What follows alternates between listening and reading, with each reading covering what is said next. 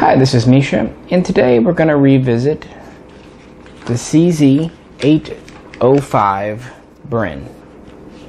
Why? Because we took it out and shot it, and it's one of those guns we actually do take to the range quite often. Thought we'd also kind of chat about the history of this gun a little more. Now, this has a long history, and we have a blog article on that. So for a lot of the numbers and things, check that out. But I think sometimes the history of the 805 Bren is a little misunderstood. We need to backtrack a bit, though. And don't worry, we're not going to talk too much about this one here because we've already had several videos. But this is the Czech Vz.58. Now, this was designed in Czechoslovakia, being way back in 1951 with the earliest prototypes. But they actually fired the 7.62x45 cartridge and fired from an open bolt. Development continued throughout the 1950s. In 1954, basically the state-owned factory, which we would call CZ or Bruno, was formed, and it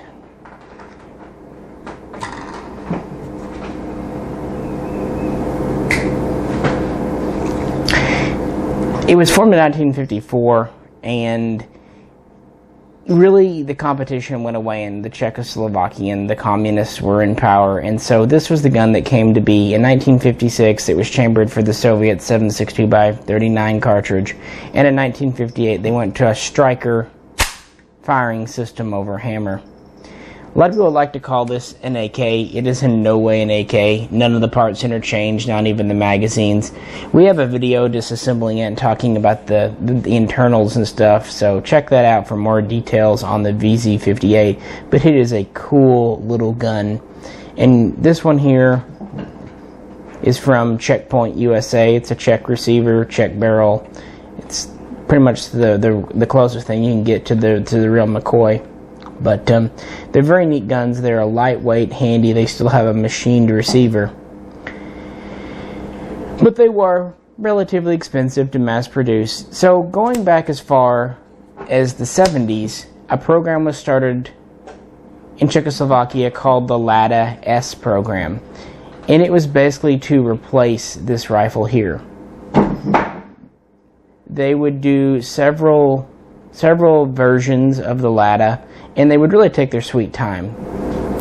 So by the 1980s, they'd settle on the 5.45 cartridge with the Lada-S, and they had several versions ranging from an RPK light machine gun style, and it was based on the AK-74 with some touches from the Vz.58, and they were finally ready to go. Testing was finally complete in 1990. The plan was to adopt about 300,000 of the new Lada rifle. Problem was, communism was falling throughout Europe, and there just wasn't money in Czechoslovakia.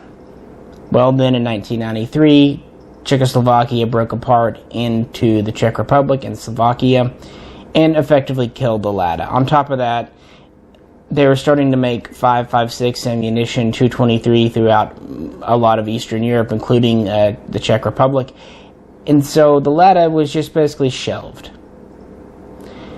Now, at the same time, CZ was privatized in the mid-90s. And a gentleman by the name of Finderak approached CZ with what was called the LCZ, which was a modular modern weapons system capable of firing anything from 223 up to 7.62 NATO. Well, nothing really came of this. Time moved on, and then the Czech military decided it was ready for a new assault rifle around 1998. What CZ did, they dusted off the old Lada, and they reworked it to fire 5.56 NATO. To cut a long story as short as possible, it didn't work out. It was a kind of a ad hoc, hasty conversion. And so when the military didn't accept it in 2003, CZ tried selling it on the market as the CZ-2000. It didn't go anywhere, and this effectively killed the Lada finally after decades. Just as a note, it was known internally with the military and everything as the 805 program. Then around 2005, CZ approached van der Rak again about his LCZ program, which was a modular rifle in no way based on the Kalashnikov system, be it AK-47 or AK-74 or AKM, any of that. This became known as the S805, S for special. And so CZ hired him on as a consultant. In just over a year, he was able to take it from a prototype from the drawing board to a working prototype. And that's really where the CZ-805 brand that I'm holding here comes from. It's interesting that after trials, the Czech military decided that it would not adopt a new rifle right away. It would just purchase new weapons as needed for special forces. It would even purchase Bushmaster rifles, AR-15s, M4s from the USA in 2005, 2006, in that time frame. Well, CZ was working on the Bren, the S805, from 2006 through 2009. Unfortunately, Mr. van der Rak died, and so the project had to be taken over by a development team internal to CZ. Finally, in 2009, there were trials in November. And the trials, basically at this point, the Vz-58, while a great gun, was just showing its age, and the Czech military, they had to admit it was ready to be replaced. So, there were trials, several guns went up. It really came down to the CZ S805 and the FN SCAR. In the end, the CZ was declared the winner in March of 2010. Initially, the military would order 6,700 so-called 805A1s and about 1,200 so-called 805A2s. Now, the S would finally be dropped at this point because the original 805 program was long dead and buried. And the A1 and A2 designations would be about barrel length.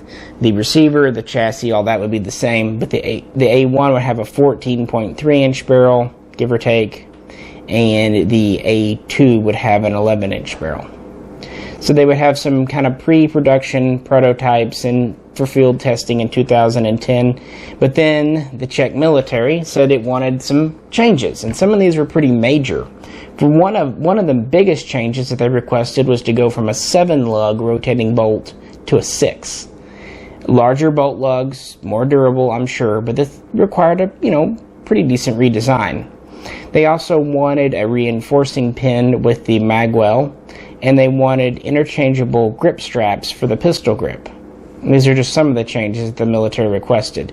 So this delayed actual deliveries in large numbers of the guns to the Czech military until July of 2011. By 2013, the 805A1 and 805A2 carbine were in large-scale use, and as of 2016, last year, there were about 17,000 in Czech military service. It's also worth noting that in 2015, Slovakia placed its Vz-58s with the 805 series, so it's in use in both nations. That said, the Vz-58 is expected to be in reservist service until about 2020. So while it's being phased out, it's not completely gone yet. Most, if not all, active units in the Czech Republic military, though, are equipped with the 805.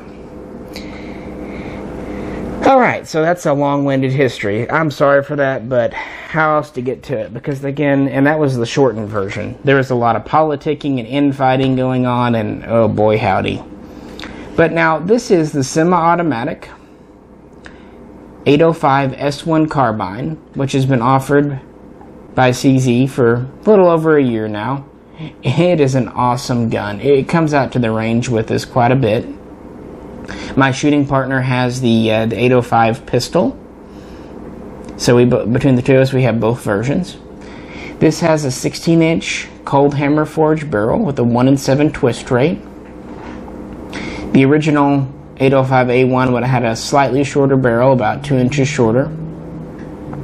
Now this is capped with a CZ muzzle brake. This is an original CZ design part, and they offered it to the military, but it ended up going to a birdcage flash hider.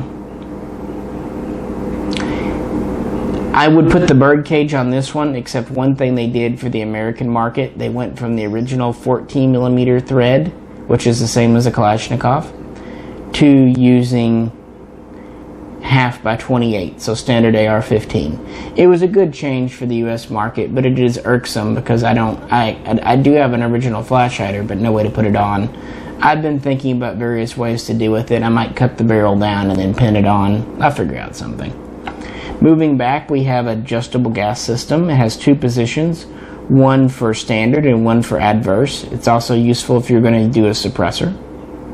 We have a bayonet lug here, which is capable of taking a 805 bayonet, which is pretty nifty. We have folding front and rear sights, both made of metal.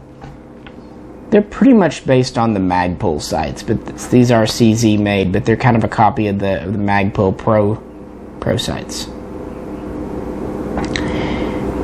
This gas system is a short stroke tappet gas piston with a very large piston. You just press this detent and this comes out the front. Very handy system. I really like it for cleaning and just general use. We have a long top rail, as most any gun will have today. We have a shorter rail under the handguard here. And you can install side rail panels if you like. They're just held on with a couple of hex head screws, 3 of them it looks like. So if you need side rails, you can install them. I don't, so I never have. Moving back,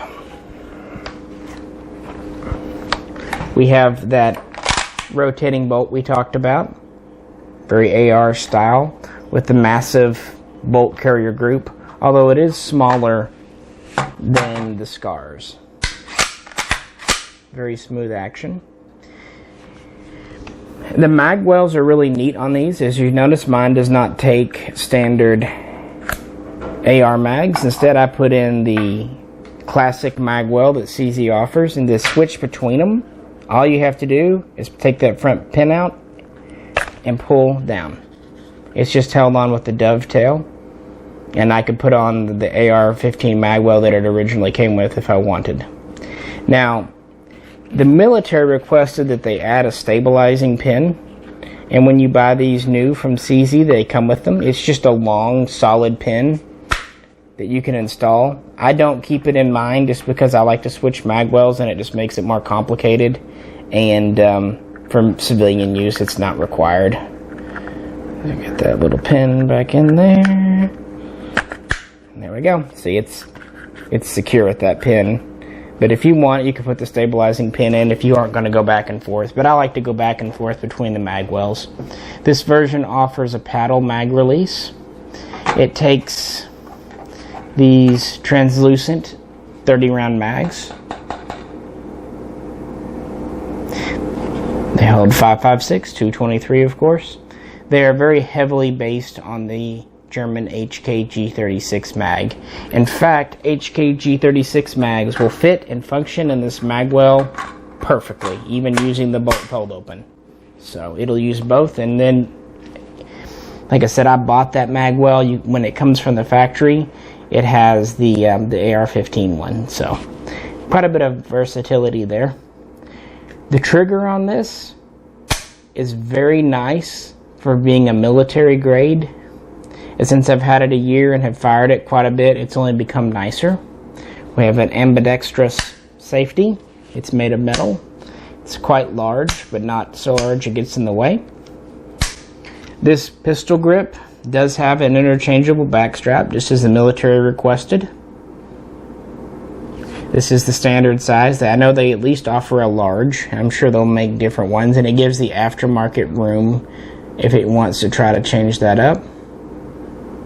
This whole receiver is metal, of course, and then we have a stock back here, which is polymer. It folds. and adjusts with 4 positions. It also has an optional cheek riser which snaps on the top that it does come with. And the butt plate is rubberized. It's a very straight butt plate. Now, while this does have not only a last round bolt hold open, it also does have a catch here to hold the bolt back. Well, if I take the safety off, it'll help, huh? Hold the bolt back manually. You hit that there. But it does not have a bolt release. And this has led to some criticism in the USA. Now, I think the reason that CZ did it that way was because of the Czech military. If you look at the older Vz.58 that they've been using for many, many decades, it too has a manual hold open button. If I don't do it right there, down here.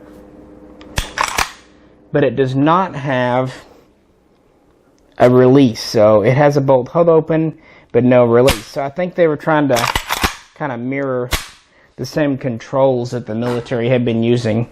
For all we know, it was a request from the Czech military. And the CZ-805 was primarily designed to meet their needs, not the needs of Americans. So,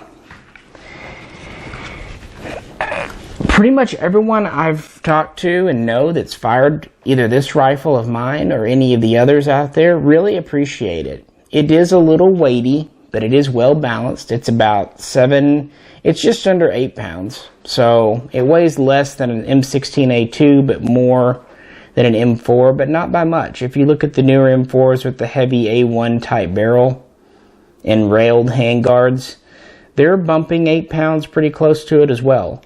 So it weighs just a little bit more than a fully decked out M4. And again, for civilian, what it offers in turn is practically no felt recoil, great accuracy, a very smooth bolt, great trigger, easy access to the gas piston. Get it out here. Pop this back.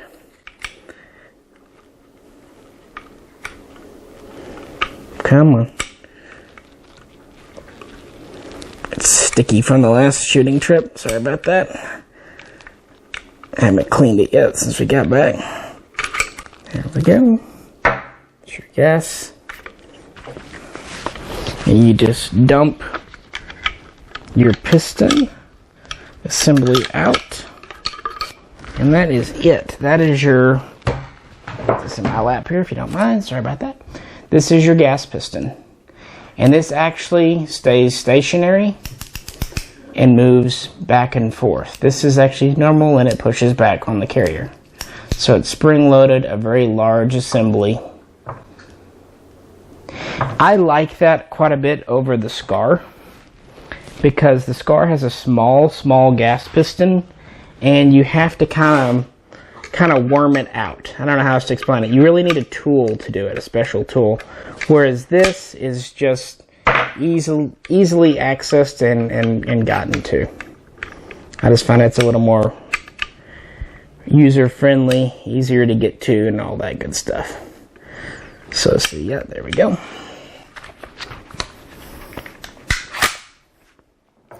And to disassemble it, take your bolt out. There's another push pin back here. Take it out, slide your stock off. That's about it. One other complaint levied about this gun is that to disassemble the bolt from the carrier, you need to drive out a pin. This is true.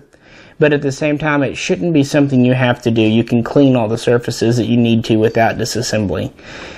But for people used to the cotter pin and the AR, it is a little bit worrisome. But it has not proven an issue for us in shooting the pistol for 2 years and this carbine for a year. I mean, cleaning it is relatively easy to do without going to that trouble. But you can do it if you can operate a punch and a hammer if you need to get in there to, say, replace the firing pin. But yeah, that was really about it. We just kind of want to talk about the history of this guy and shoot it again. It's always proven very reliable. We've never really had any failures with it. It seems like it'll eat both steel and brass case without any complaints. It does tend to kind of like the heavier ammo, but it'll shoot 55 grain without much trouble as well. It is very similar to the Scar. Obviously, they were both used in the same trials, and it probably took a lot of cues from the Scar during development because it came out a couple of years afterwards. But it is its own rifle, and I think in several ways it improves upon the Scar. Probably the biggest way for us American consumers is the price tag. I mean, these things are close to $1,000 cheaper for the same type of Scar rifle. So, and they're much easier to find compared to what the FN Scar is today. This one's black. They also offer it in flat dark earth brown.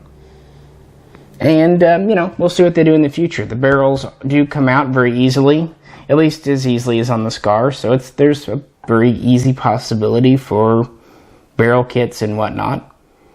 And if you don't like the carbine version, they do offer it as a pistol, and they do offer a stabilizing brace adapter that you can put a Shockwave or a SIG tactical brace on it. Anyway, just thought we'd revisit one of the coolest rifles to come out in recent memory and talk about its history a little more. If you have any questions or comments, please post them below. Please tune in again soon for hopefully more interesting videos. And this is Misha, and we'll catch you next time.